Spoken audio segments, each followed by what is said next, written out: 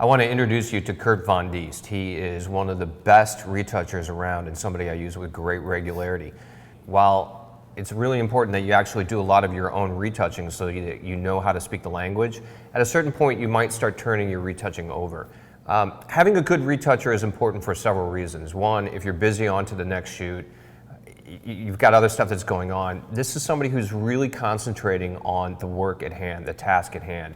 They understand color, they understand composition, and truly somebody like Kurt is shoot insurance. In fact, you've saved me on a couple of jobs, one in particular that was really a problem. And Kurt has such an incredible ability to work things in post that it actually has saved the job. Please keep in mind that much of the Photoshop work that we're going to be doing in this particular tutorial is on the simplistic side. We're going to be cleaning things up, we're going to be doing some focus stacking, a little bit of compositing, and some color work. This is not outrageously wild retouching by any stretch of the imagination, but it's an incredibly important part of the process and something you need to pay great attention to. So I've got my retouching document, and keep in mind this is something that I create as I'm shooting. So I don't want to go back at the job later and try to figure out why did I get all these captures and why did I mark them, what are they for? I really try to do that while I'm actually shooting because that way the information is fresh. Then when I come back to it and I turn it over to Kurt, he can go through this systematically, which we've already done, and he knows what I need to do. This is a big help for you, right? It is, and it's invaluable because since I wasn't on the photo shoot, I don't know the conversation that you had and the problems that you were trying to solve on the photo shoot, and so without the document, I'm kind of lost of just what was this subtle difference shot for? Was it for this leaf or some other leaf? And having this document, I know exactly what the photographer was intending, and I can just execute it, and it saves rounds of revision. Not all photographers do this. No, they do not. Sometimes I have to just find what works out of everything. Every photographer shoots a little differently, but I prefer when it's more organized for sure. So do this. It will not only help you, it'll help your retoucher, and it'll help the communication process between the two of you. It'll make it go a lot smoother. So with that, I'm going to turn this over to you. I'm going to take leave. Great. Thanks, Rob. Right, thank you.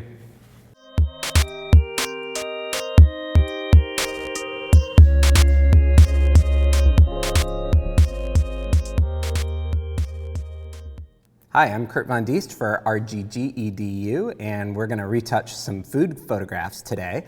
I have my handy-dandy list of everything that Rob captured on set with his direction for me of which pieces he's intending for me to combine, where things need to be combined, and problems that we need to solve that they were not able to solve on set. So we're working in Capture One today. This is a raw processing program that is definitely my preference. You may use Adobe Camera Raw as a plugin to Photoshop or Lightroom. Capture One, they do basically the same thing, allow you to adjust exposure and color temperature to your files and also preview your files, but my preference is Capture One mainly because of the way it renders color, particularly flesh tones. We're not dealing with any of that today since this is food, but still. So looking through our images here, I'm thinking about what are the things that I'm going to do to these pictures to perfect them in Photoshop. And our goal here is to do just a little bit of perfecting. This is an easy approach to retouching. We're not going to do anything really in-depth and complicated.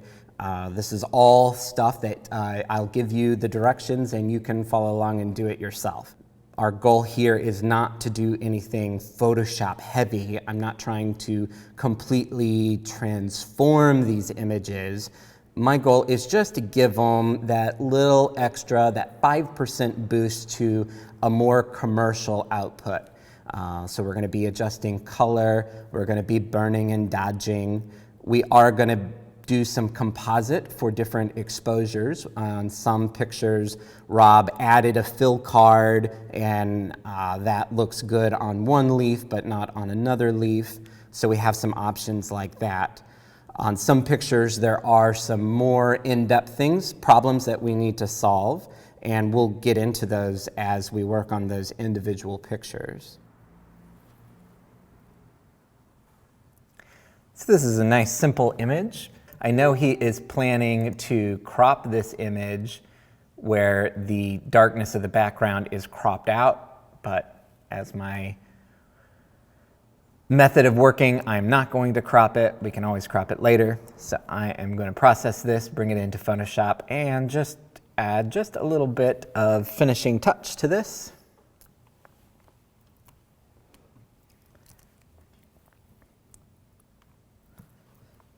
Go ahead and do any cleanup work that needs to happen. In this case, crumbs are an important part of the cookie. So I'm not going to remove any of these crumbs unless they're just really distracting. I do find this crack in the wood surface a little distracting. So I'm not going to remove it completely, but I'm going to clone it out maybe part way, just to lessen its intensity.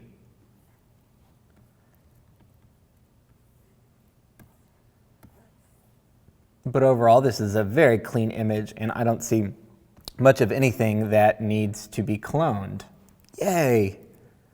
What a relief. So I'm just going to go ahead and add a little contrast and see what kind of drama and feeling I can give to this image. In case like this, the image is really solid, and it doesn't need a whole lot. It doesn't need a big punch of color. It doesn't need a lot of drama added. So here I'm seeking to just add that little bit of refinement. It's the extra 2%.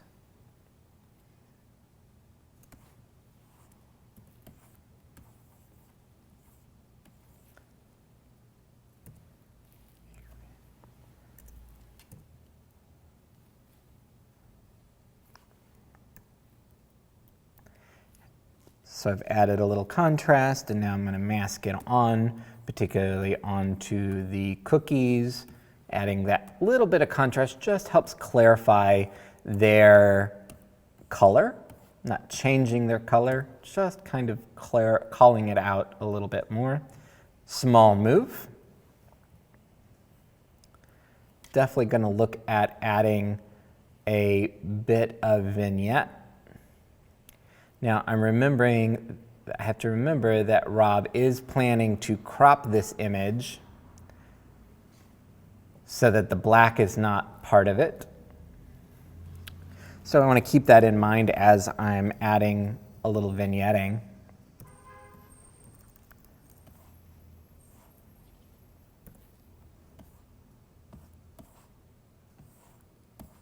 This happen most of the foreground and just tease it into the corners of the image that will be visible after the crop. Just helps keep our eye anchored in these cookies. The tabletop at the extreme front is feeling a little cold to me.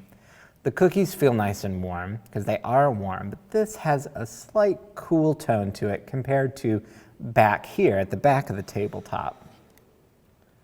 Look at just adding a bit of yellow and a bit of red with my color balance. And masking that in just to the foreground.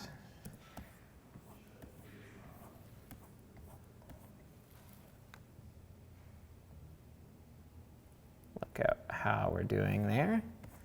Yeah, I think that's helping. I could also look at a photo filter. Photo filter, we have 3 warming filters. And this is best used very little, just for a little push to a warmer image.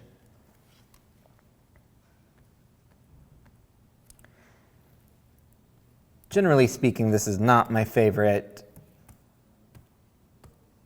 color adjustment available in Photoshop, but it's just so darn easy for just a slight shift to warmer. But that's about all I would use it for.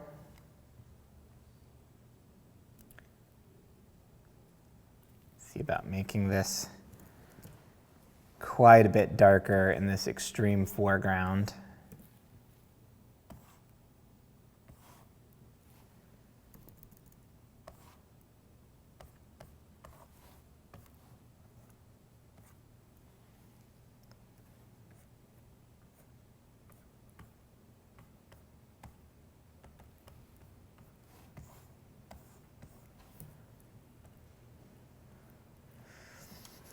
And I'm going to hide my adjustment layers and Command Option Shift E. Oops. Need to be on top of all my cleanup layers. Stamp visible, Command Option Shift and E to set me up for a sharpening layer.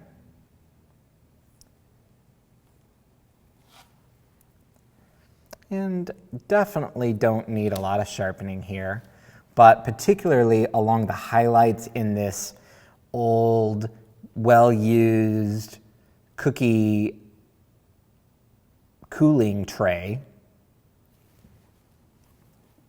I think a little sharpening will help all of that just sparkle and pop. 2040 seems to be a good amount for this.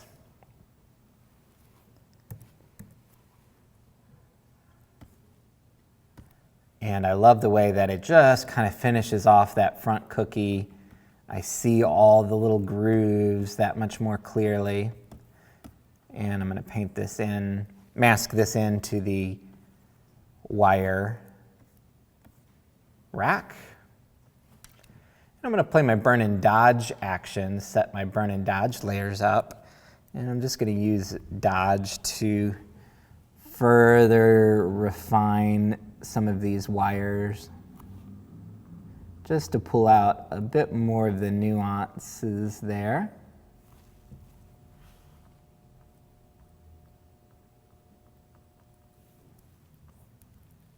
Particularly where the highlights kind of get lost as they go into shadow. Pull that out just a little bit. We don't need much.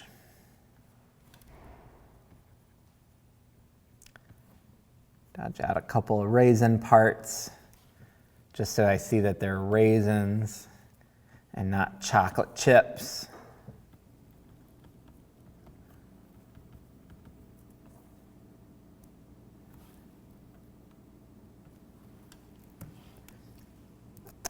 Notice this one little hole between the wires is a little distracting to my eye. So as a refinement, I'm going to tone that down just a little bit.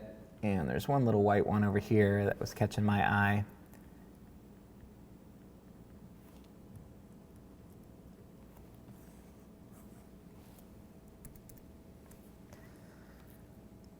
Look at my before and after, and I think that we've given this just that little extra something that it needed. A little bit more darkness in the corners. And now I'm happy with it.